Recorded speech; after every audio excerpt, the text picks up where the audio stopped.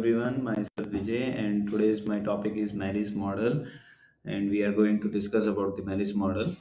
So our first point is goal of the firm. The goal of the firm in Marris Model one is the maximization of the balance rate of growth of the firm. That is the maximization of the rate of growth of demand for the product of the firm and of the growth.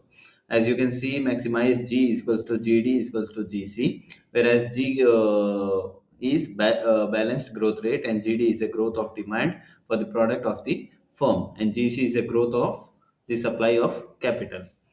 And the next one is, as you can see, is equals to F, which is salaries, power, status, job securities, and U is nothing but F stars, which is come under profit, capital, output, market share, shares, and public estimate.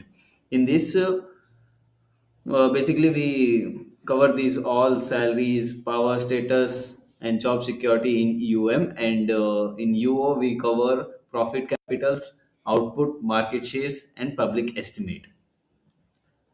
So under this we have next point is UO, which is nothing but U owners, and his formula is F star GC. Marriage proposed that because growth aligns with the interest of shareholder as a whole, the objective of maximizing the growth rate, regardless of how it is qualified, appear to be resourceable. It is unnecessary to between the growth rate of demand.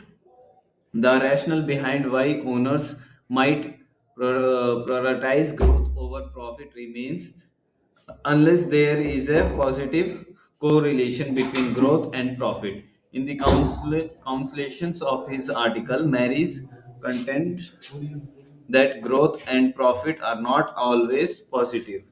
Under specific circumstance, these two objectives may indeed become a goal. As you can see here, UM is equals to F, GDS. GD is equals to rate of growth, demand for the product of the firm. S is nothing but a measure of a job security. Our next point is UM is equals to FGD S bar. S bar is nothing but security constraint. Marriage built upon the work of Penrose. Penrose. Their existence a constraint to G0, which is determined by the decision making capacity of the marginal team.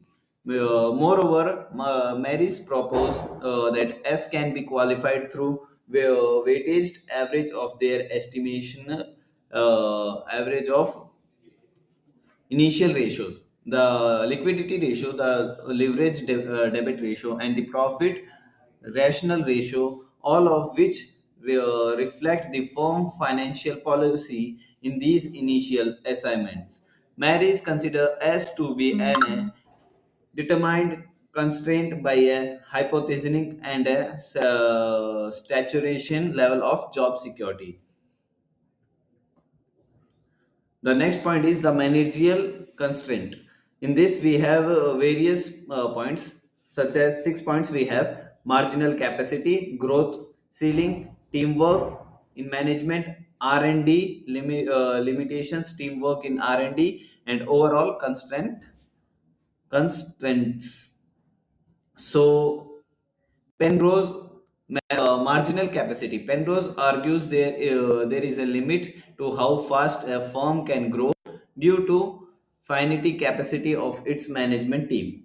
Growth ceiling. Top management has a defined capacity, and while it can be expanded by hiring new managers, there is a limit to how quickly these can be done efficiently. Teamwork in management. Efficient decision making and planning require teamwork, and new managers need time to integrate it and contribute efficiently. R&D limitations. The rate of firm growth is also constrained by the R&D department, as innovation requires time for new personnel to integrate into the team. Teamwork in R&D. Like management, R&D relies on teamwork, and expand the department too quick does not guarantee efficiency. Overall constraints, both managerial capacity and R&D limitations set the pace for the growth of demand and capacity supply for the firm. The next point is the job security constraint.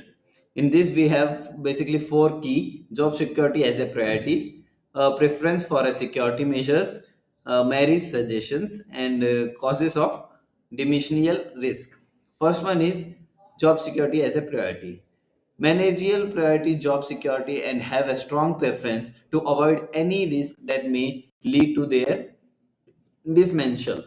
Preference for security measures. To ensure stability, managers often seek service contracts, pension schemes, and are caution about policies that could increase the risk of diminishingly by shareholder or appointed directors.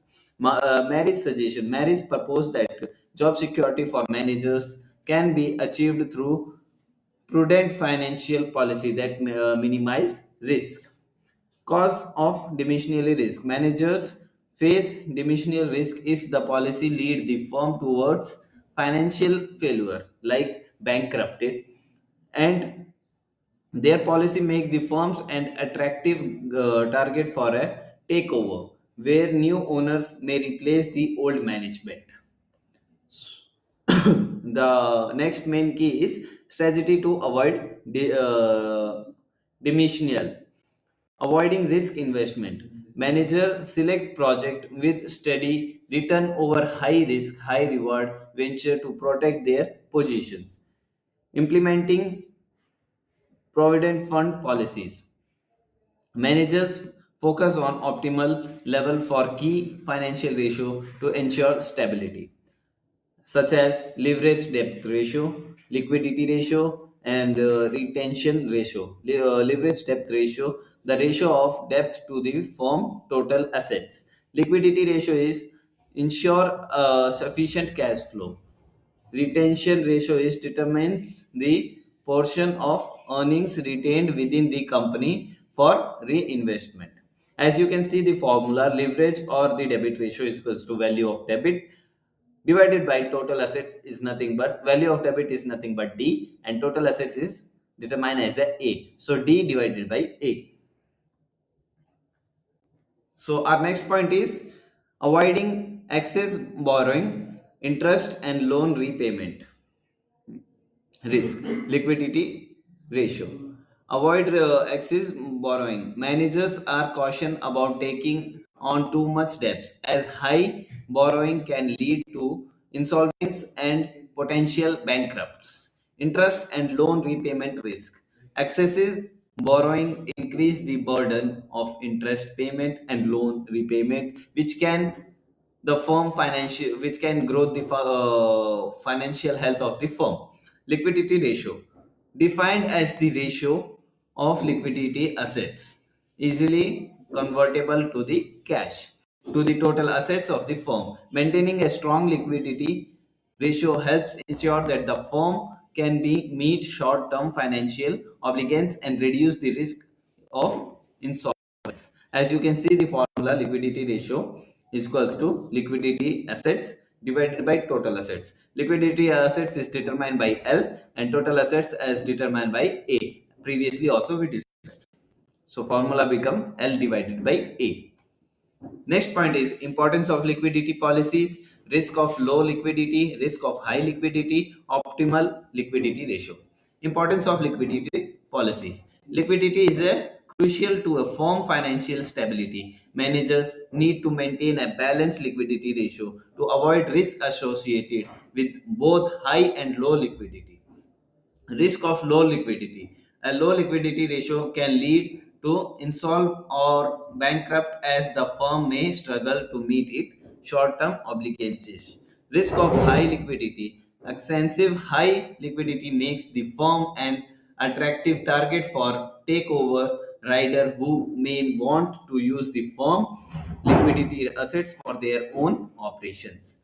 Optimal liquidity ratio. Managers aims for a balanced liquidity ratio that is neither too high or nor too low to maintain security without investing invite takeover. So our next point is Mary's assumption on liquidity and security. Mary's suggests Marriage suggests, albeit without strong justifications, that within an optimal range, higher liquidity improves job security or manages. And rational ratio defined as the ratio of retained profit after deducting interest on debit to the total profit. These ratios indicate how much of the firm's profit are reinvested back into the business, supporting growth and stability. As you can see the formula, rational ratio retained profit divided by total profit is known as pi r divided by pi. So our next point is the retained profit as a key growth score. Marys identified retained profit as initial for the firm capital growth. However, the firm must balance retained and distribute profit. Limits of retained profit. The firm cannot retain all profit. It must distribute enough to keep shareholder satisfied and maintain a stable share price. Risk of low distribute profit. Shareholder dissatisfaction. If profit distributed to shareholder are too low, shareholder may choose to replace the current management. Risk of takeover. Low distributed profile can lead to a decline in share price, making the firm a potential target for takeover and geopolitical managers position. The job security constraint, financial security constraint, parameter 2. In this we have three main keys. First one is purpose, subjective in weighting and risk attitude influence. Purpose is manager combine three financial ratio: leverage, liquidity, and retention into a single parameter referred to as a financial security constraint. And second one is to ensure financial stability.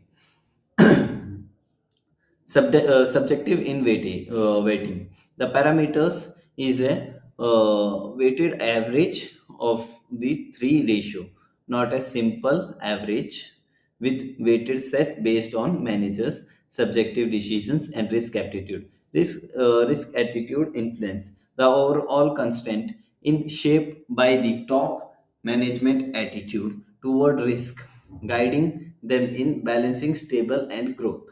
As you can see, A1, A2, A3. A1 is non-bar liquidity ratio, A2 is leverage ratio, and A3 is rational ratio.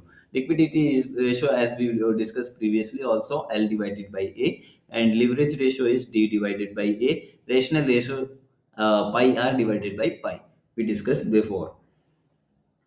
Then these are the few parameters of A and financial ratio, which is negative relation with liquidity A1A1A1, positive relation with debit ratio, positive relation with rational ratio, negative relation with liquidity.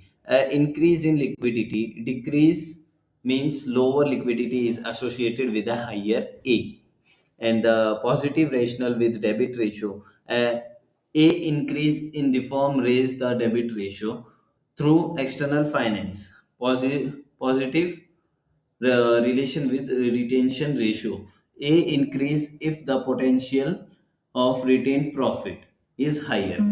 The next point is impact of changing a in A. Increase in triple A, decrease in triple A occurs if occurs if liquidity is reduced, external finance is raised, or retained profit are increased. These can make the firm more valuable to financial issues. Decrease in triple A occurs if liquidity is increased, the debit ratio is lowered, or distributed profit instead of retained profit are increased. Thus lowers the firm financial value vulnerability. The next point is relationship between both securities S and A. Negative relationship and risk orientations. Negative relationship: higher triple A makes the firm more valuable to bankrupt or take over, which reduce job security as for managers. Risk orientation: high A suggested managers are risk takers, while low A indicates they are risk average and prioritize financial security. So here are the few points. First one is manager seek to maximize their own utility, which depends on the growth in demand for the firm products within the limits of the security constraint. As you can see the formula, U manager is equals to F GD divided by whole bracket 1. The facts next is the owner and shareholder aim maximize their utility, which according to Marris is based on the growth rate of the capital supply rather than on profit as suggested by traditional theory. U owner is equals to F star bracket GC bracket close.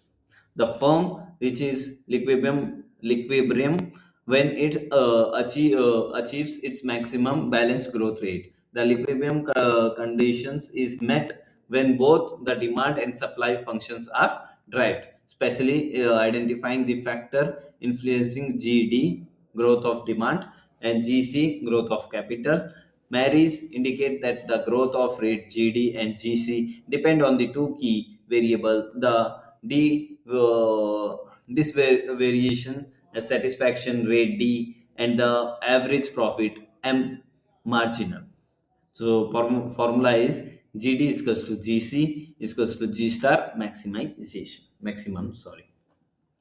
So our next point is the instrumental variables, in which we have financial policy, diverse satisfaction rate D, price, advertising A, and research and development R&D. So first one is for financial policy small a, which indicate as a small a. Determines financial constraint, involves choosing security ratios, which is leverage, liquidity, and dividend policy. Third one is affects growth rate. Diverse satisfaction rate is D. Firm can diversify by altering or expand its product range. Price is set by the oligo oligoplastic markets, not the firm. Mary's assumptions a stable price structure will develop through competitions or track agreements. Advertising A and research and development is nothing but R&D. Firm decided on level of advertising and R&D. Higher spending, lower profit marginal, while lower spending raise profit margin. Next point is cost assumption. Price and production cost are considered fixed in the model. Marries assumptions and average cost pricing approach.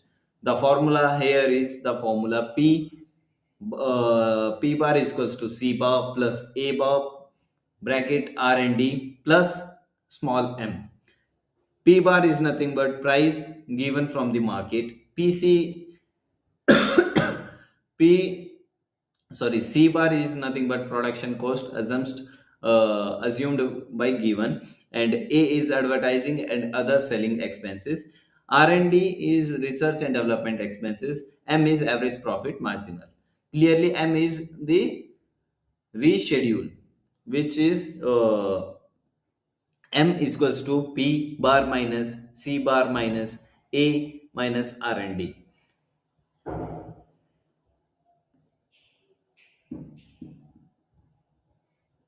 So our next topic is the rate of growth of the demand GD.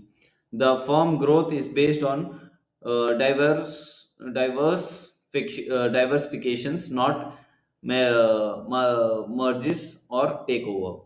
Growth depend on two factors: the rate of diversions D and the success rate of new product K. The formula is your GD is equals to F1 D comma K. There are two type of diversifications, which are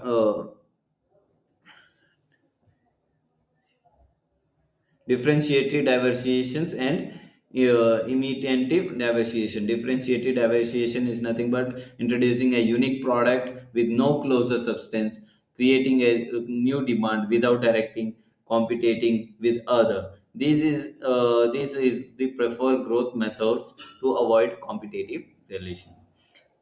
Imitative diversions, launching a product similar to a competitor's products like to trigger competitive response. The next key point in this is factor affecting growth. Growth depend on the diversification rate D and the value rate of new product K. Success rate is influenced by product price, advertising, R&D spending and product value.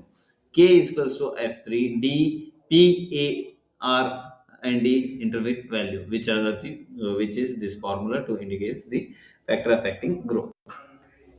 The next point is intrusive value and price. Most Marries suggest that with strong market, a firm can sell almost anything, even if customer initially resets. Price is since seen as fixed and aligned with the product value, assuming it has already reached a stable level. Success rate of new product K. Success depend on advertising A, R&D spending and diversion rate D. Higher advertising and R&D boost the success rate but reduce profit marginal M. Too fast a product introducing can lower success rate due to limited capacity for development and markets. The next point is optimal product introduction rate. Introduction product too quick can over while R&D and management increase failure rates, and optimal flow of new ideas allow for proper research and better chance of success. As you can see in the graph, the GD is equals to FDM, and the second graph we have 3 M1 M2 M3. Okay. Then third point is the average profit rate remains constant along a GD curve, but the curve shift downward as the variable M increase. This is the because there negative link between GD growth in demand and M with a fixed rate of diversifications. Lower value of M lead to higher expenses on advertising and R&D, increase product success and demand growth. However, the assumptions that higher diversification always boosts these expenses, as per certain economic theory, is debt debtable. Shareholder focus on maximizing the growth rate of corporate capital, which represent the firm size. Corporate capital include fixed assets, inventories, short-term assets, and cash reserves. Profit are the main finance shows because firm prefer not to issue a new share as it may affect their prestige and security. Under Mary's assumptions, the rate of growth of capital supply is proportional to the level of profit, where the formula is equals to A bar bracket pi bracket close. A bar is nothing but financial security coefficients, and pi is the level of the profit, total profit. In the model, the security coefficient A is initially assumed to be a constant and set external, but these may change later. While A is a constant, growth GC and profit N are positively linked. Higher profit lead to higher growth rate.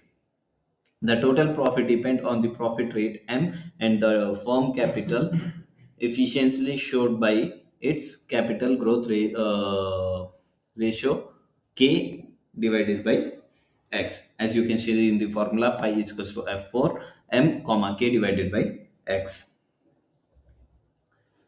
It is obvious that that N and Mary positive corrected. An increase in the average profit marginal result in an increase in the total profit. As you can see in the formula, the Relationship between N and the capital output ratio is more complicated. The capital output ratio is claimed to be a measure of efficiency of the active of the firm, give its human and capital resource. The overall KX ratio is not a simple arithmetic average of the capital output ratio of the individual product of the firm, but is a function of the diversification rate D. Formula, as you can see, K bar divided by X is equals to F5 D. So next point is the relationship between output X and diversification D is positive up to certain point. Initially, as D increase output rising due to optimal use of R&D management team. Output peak when D reach its optimal level, making the best use of resource. Beyond the level, future increase in D reduce output and efficiency as R&D staff become overburdened and decision making slow, lower the success rate of new product. As you can see in the formula, pi is equals to F4 M comma D. The relationship between N and D is initially positive, reaching a maximum and uh, then deadline as D is future accelerated. As you can see in the formula, GC is equals to A bar F4 M comma D. The rate of growth of capital is determined by three factors: the financial policy of the manager, the average rate of profit, and the diversification rate.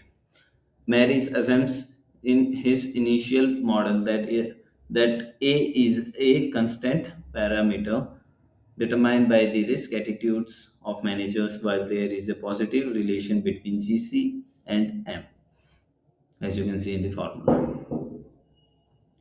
So here are the next point. The growth rate of capital GC initially increased with diversification, but only up to an optimal points. Beyond the future, diversification reduced GC due to rushed decisions, lower profit, and limited internal funds. When both D and the profit rate M varies, a family of growth curve GC is equals to FDM is formed with higher profit rate shifting these curve further out. These curves assumes a constant security parameter A, while change in A are explored in a later section, as you can see in the graphs.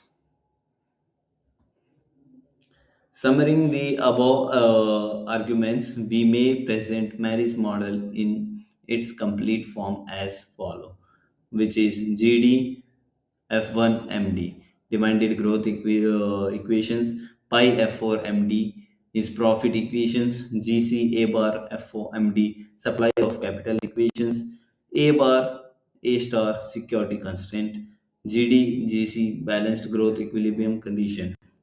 A is determined by the risk attitude of manager, the level of profit. N is endoglossy determined. The variable M and D are the policy instrument given the balanced growth equilibrium conditions. We have in fact one equations in two unknown M and D given A. As you can see in the formula, F1 MD is equals to A bar F4 is equals to MD. The next graph you can see is clearly the model cannot be solved, is under identified unless one of the variable M or D is subjectively determined by the managers. Once the manager define A and one of the other two policy variable, the equilibrium rate of growth can be determined, as you can see in the graph. Equilibrium is shown by intersecting growth curve G0 and GC for different profit rate M. Each intersection point like A and B forms a balanced growth curve BGC based on the financial coefficient. The firm is in equilibrium at the highest point on the BGC, which represent the maximum balanced growth rate G star. This rate corresponds to a specific pair of value for the policy variable M star profit rate and D star diversifications. By choosing entire M star or D star, the other is simulations determined for achieving G star. As you can see, the formula G star is equals to F1 M star, D star is equals to A bar F4 M star, comma D star. So next point is the rate of the growth of capital supply in GC. Mary suggests the balanced growth curve BGC has a maximum as long as either the GC or G0 curve further or bends. If the BGC is flat, it means multiple optimal solutions exist, allowing various combination of policy variable M and D to achieve the maximum growth rate G star, the BGC would only rise without a maximum if the GC curve were flat across D value and G0 continued rise with no platinum, which is unlike due to limits in marginal decision making and R&D capacity, as you can see in the graph. So illustrate difference between of the balance growth curve BGC. The GC curve is parallel to the D axis, showing GC does not change with D and the BGC has a maximum profit E3. The Z0 curve is a straight line shifting down as M increasing with the BGC maximum at point E2. Flat BGC variable combination of M and D yard the same optimal growth G star, as you can see in the graph. Next one is comparison of a Marris firm with a profit maximus. A uniform profit tax reduce total profit and growth maximizing firm respond to taxes by lowering growth, reducing output, and raising price, while a profit maximizer do not react in the short term. Increased fixed costs lead growth max to reduce output and growth rate, but don't affect profit maximer. Short run equilibrium. Growth maximum also spend more on advertising and R&D. But in Marris model, these correlation depends on the firm security parameters A and may be absent or even navigate if firm use value of A. These are the few critical of Marris model in which managerial theory has several weakness. They overlook interdependency in non-collision market following to analyze how firms react to each other moves in non-price competition like new product or advertising. The assumed firm have unlimited power to create consumer need through advertising, which seems unrealistic. Which focusing on continuous diversifications, these theories often narrow economic analyzing to a micro level, ignoring borders trend in diversifications. Managerial model do not explain how price are set, assuming firm focus more on output than price with only reference to possible price determination methods like a counseling and a price leadership. After at last we have one conclusion about the Marris model is it offer value insight into the growth maximizing behavior of firm, the balance between marginal and shareholder interest. However, it has significant limitations such as overlooking oligopolistic interdependency, assuming unrealistic consumer manipulations through advertising and failing to explain price determination in market while using for understand the dynamic of large firm. The model falls short in addressing border market complexities and the real world constraint firm face. Marriage model provide a starting point, but future refinement